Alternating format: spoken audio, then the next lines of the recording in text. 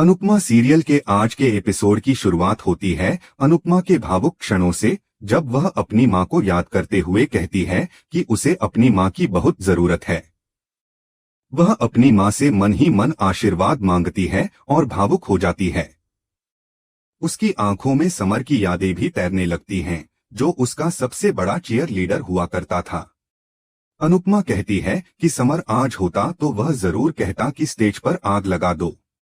वह खुद को समर के बिना अकेला महसूस करती है, लेकिन अपने आप को हिम्मत भी देती है कि बाबूजी उसकी ताकत बनकर उसके साथ हैं।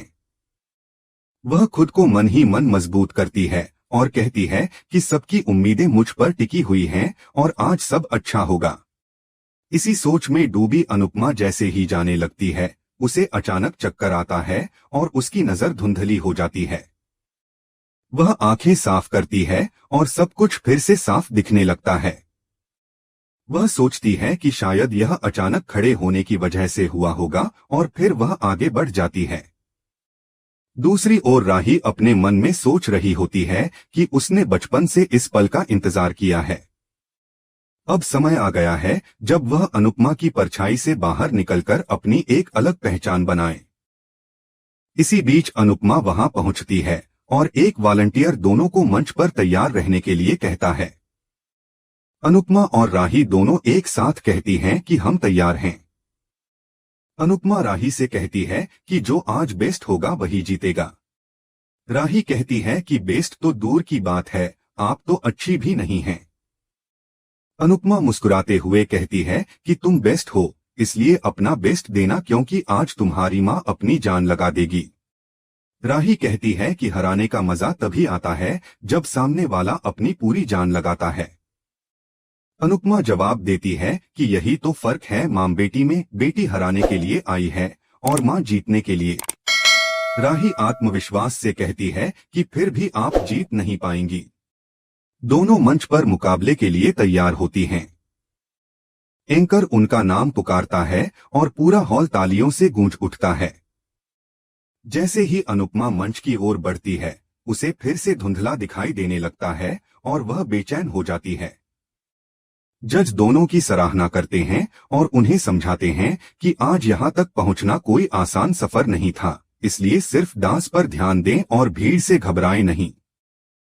अनुपमा को अब सब कुछ धुंधला धुंधला दिखने लगता है और वह सोचती है कि आई ड्रॉप डालने के बाद भी उसकी नजर ठीक क्यों नहीं हो रही। तभी ख्याति का पर्स नीचे गिर जाता है और उसमें से अनुपमा की असली आई ड्रॉप बाहर गिरती है। ख्याति जल्दी से उसे उठाकर अपने पर्स में डाल लेती है। फ्लैशबैक में दिखाया जाता है कि ख्याति ने जानबूझकर अनुपमा की आई ड्रॉप बदल दी थी। ख्याति मन ही मन सोचती है कि पराग जी चाहे अनुपमा के समधी बन सकते हैं, लेकिन वह खुद नहीं बन सकती।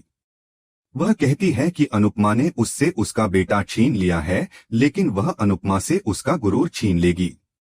आज की हार अनुपमा को हमेशा के लिए झुका देगी। वह देखना चाहती है कि बिना साफ दिखाई दिए अनुपमा कैसे डांस करेगी। इधर अनुपमा को कुछ भी समझ नहीं आ रहा होता और वह अंधेरे में घिरी महसूस करती है। तोशु एक कोने में बैठा सोच रहा होता है कि अगर गौतम ने ठीक काम किया होता तो आज वह पैसे कमा लेता, लेकिन गौतम निकला कच्चा खिलाड़ी और अब तो सारे पैसे डूब जाएंगे। स्टेज पर खड़े होकर अनुपमा को अब कुछ भी नहीं सूझ रहा होता। वह घबराई होती है कि कैसे नृत्य करेगी जब कुछ भी दिखाई नहीं दे रहा। तभी उसके मन की आवाज उससे बात करने लगती है। आवाज कहती है कि पैरों के नीचे अगर थोड़ी सी धूल आ जाए तो क्या चलना बंद कर दिया जाता है। अनुपमा जवाब देती है कि इस बार तो रास्ते में पूरा पर्वत आ गया है, मुझे कुछ नहीं दिख रहा। मन की आवाज दृढ़ता से कहती है कि जिन्हें खुद पर भरोसा होता है उनके लिए सबसे ऊंचा पर्वत भी धूल के समान होता है। अनुपमा निराश होकर कहती है कि जब मुझे कुछ भी दिखाई नहीं देगा तो मैं कैसे नृत्य करूंगी। मन की आवाज उसे समझाती है कि नृत्य सिर्फ आंखों से नहीं होता, यह तो दिल से होता है। कानों से सुनो, पैरों से नाचो, मन से महसूस करो। वह कहती है कि जिन लोगों की आंखें नहीं होती क्या वे नृत्य नहीं करते। अनुपमा को सूरदास जी की मिसाल दी जाती है और वह अपने अंदर की शक्ति को महसूस करने लगती है। उसे समझ आता है कि यह लड़ाई उसके आत्मसम्मान की है, उसकी माँ की दी हुई सीख की है और उस बेटे की याद की है जिसने उसे कभी हार मानना नहीं सिखाया। अंधेरे में भी अपने भीतर की रोशनी से अनुपमा खुद को रोशनी की ओर ले जाने लगती है। वह सोचती है कि यह मुकाबला केवल स्टेज पर जीतने का नहीं बल्कि खुद से लड़ने का भी है। वह अपने डर, अपनी कमजोरी और अपने टूटे विश्वास को पीछे छोड़कर आगे बढ़ने का निश्चय करती है।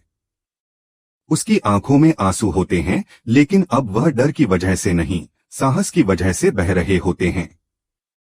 मन की आवाज अब उसकी ताकत बन चुकी होती है, जो हर कदम पर उसे आगे बढ़ने का रास्ता दिखा रही होती है। अब अनुपमा मंच पर खड़ी होती है, उसे कुछ साफ नहीं दिख रहा होता, लेकिन उसे अपने भीतर की आवाज सुनाई दे रही होती है। वह अब केवल आंखों से नहीं, अपने मन से नृत्य करने को तैयार होती है। मुकाबला शुरू होने को होता है और अनुपमा अपनी पूरी शक्ति के साथ खुद को इस संघर्ष के लिए तैयार कर चुकी होती है। यही वो क्षण होता है जब एक माँ अपनी बेटी के सामने न केवल नृत्य के लिए खड़ी होती है बल्कि अपने आत्मसम्मान, अपने विश्वास और अपने अस्तित्व के लिए भी लड़ने को तैयार हो जाती है।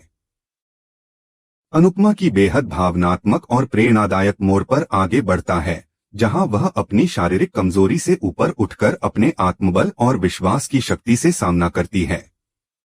जब अनुपमा को कुछ भी साफ दिखाई नहीं देता, तब उसका मन उससे कहता है कि उसे कान्हा जी पर भरोसा रखना होगा। नजर नहीं है, लेकिन उसमें हिम्मत और साहस की कोई कमी नहीं है। उसके मन की आवाज उसे उसके अतीत की याद दिलाती है, जब उसने कंकड़ से घुंघरू बनाकर नृत्य किया था।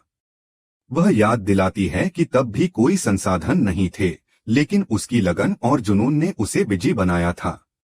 अनुपमा डरी हुई होती है, लेकिन उसकी अंतरात्मा उसे दिव्यांग लोगों से प्रेरणा लेने को कहती है और यह भी बताती है कि जहां धर्म होता है, वहां जीत निश्चित होती है। उसकी आत्मा उसे यह सिखाती है कि नृत्य आंखों से नहीं, मन और आत्मा से किया जाता है। वह उसे कहती है कि वह सच्ची और अच्छी नीयत से नाचे, भारती के लिए, डांस रानीज के लिए और उन सभी के लिए जो उसे प्रेरणा मानते हैं। इस प्रेरणा और आत्मबल से अनुपमा को नई शक्ति मिलती है और वह भगवान से प्रार्थना करती है। तभी एक मोरपंख उड़ता हुआ उसके हाथ में आता है, जिसे वह कान्हा जी का आशीर्वाद मानती है। वह मोरपंख को अपने बालों में लगा लेती है और उसे यह संकेत समझ आता है कि अब वह जीतने के लिए तैयार है।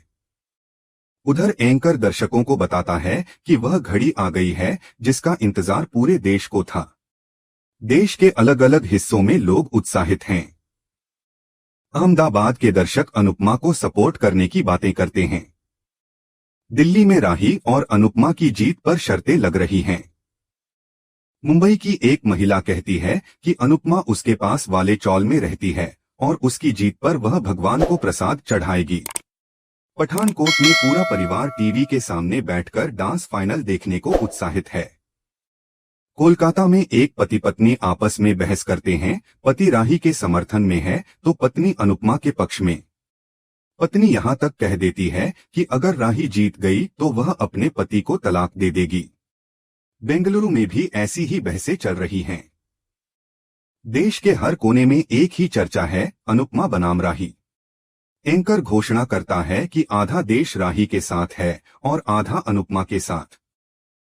वह दर्शकों से जोरदार तालियों के साथ फाइनल मुकाबला शुरू करने की घोषणा करता है।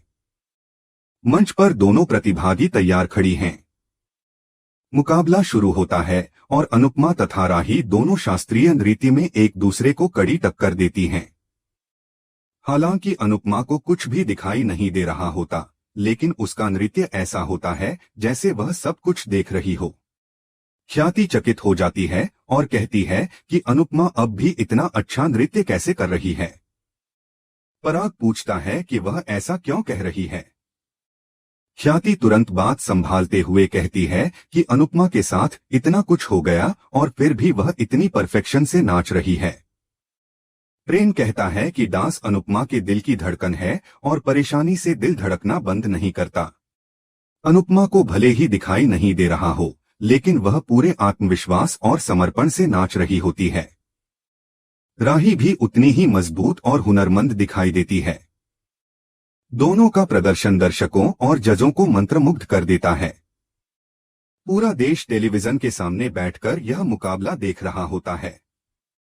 अचानक अनुपमा स्टेज पर भटक जाती है, लेकिन अपनी चेतना और अनुभव से वह खुद को संभाल लेती है। एक समय पर वह स्टेज के किनारे तक पहुंच जाती है, लेकिन उसे आभास हो जाता है और वह पीछे हट जाती है। जसप्रीत और देविका चिंतित हो जाती हैं, जबकि भारती कहती है कि उसे कुछ गड़बड़ लग रही है। दूसरी तरफ तोशु को याद आता है कि उसने खुद कहा था कि सट्टे में कोई बदलाव न हो, लेकिन अब हालात देखकर वह परेशान हो जाता है। पराग भी कहता है कि अगर राही हार गई तो वह इसे सहन नहीं कर पाएगी। प्रेम उसे सांत्वना देता है कि सब ठीक होगा। स्टेज पर अनुपमा और राही पूरे जोश के साथ नृत्य कर रही होती हैं और अंत में दोनों एक ही स्टेप में गोल गोल घूमती हैं। अनुपमा को इस दौरान अपने जीवन के कई उतार चढ़ाव याद आते हैं, उसका संघर्ष, उसका परिवार, उसका आत्मसम्मान, और वह खुद को आजाद महसूस करने लगती है। वह अपने जीवन की सारी जंजीरों को तोड़ती हुई घूमती है, जैसे वह अतीत की सभी परेशानियों से मुक्त हो रही हो। लेकिन तभी अचानक राही का पैर मुड़ जाता है और वह गिर जाती है। हालांकि वह दर्शकों को यह जताने की कोशिश करती है कि यह उसका डांस का हिस्सा था। ख्याति और मोटिबा चौंक जाती हैं, जबकि पराग और प्रेम भी चिंतित हो जाते हैं। राही देखती है कि अनुपमा अब भी घूम रही है, क्योंकि उसे कुछ भी दिखाई नहीं दे रहा। यह देखकर सब हैरान रह जाते हैं। अनुपमा पूरी निष्ठा और जुनून के साथ अपना नृत्य समाप्त करती है। भीड़ में तालियों की गूंज होती है और हर कोई अनुपमा के समर्पण और साहस की प्रशंसा करता है। राही भी चकित रह जाती है कि अनुपमा ने कैसे इतनी बड़ी मुश्किल के बावजूद इतना शानदार प्रदर्शन किया। यहीं पर आज का एपिसोड खत्म हो जाता है। लेकिन कहानी यहीं नहीं रुकती। अगले एपिसोड की झलक में दिखाया जाता है कि एंकर बताता है कि राही का गिरना गाने के बाद हुआ था, इसलिए इसे गलती नहीं माना जाएगा और जीत अभी किसी की भी हो सकती है। तभी जजों का फैसला एंकर को मिल जाता है। एंकर विजेता की घोषणा करने वाला होता है और दर्शकों की धड़कनें तेज हो जाती हैं। राही और अनुपमा दोनों घबराई होती हैं। तो यह थी आज की प्रेरणादायक और भावनाओं से भरी अनुपमा की कहानी। यह सिर्फ एक डांस प्रतियोगिता नहीं थी, यह आत्मबल, मां बेटी के रिश्ते, विश्वास, संघर्ष और आत्मसम्मान की जीत की कहानी थी। ऐसे ही डेली अपडेट्स के लिए हमारे चैनल को सब्सक्राइब करें, वीडियो को लाइक और शेयर जरूर करें और हमें कमेंट करके बताएं कि आज का एपिसोड आपको कैसा लगा।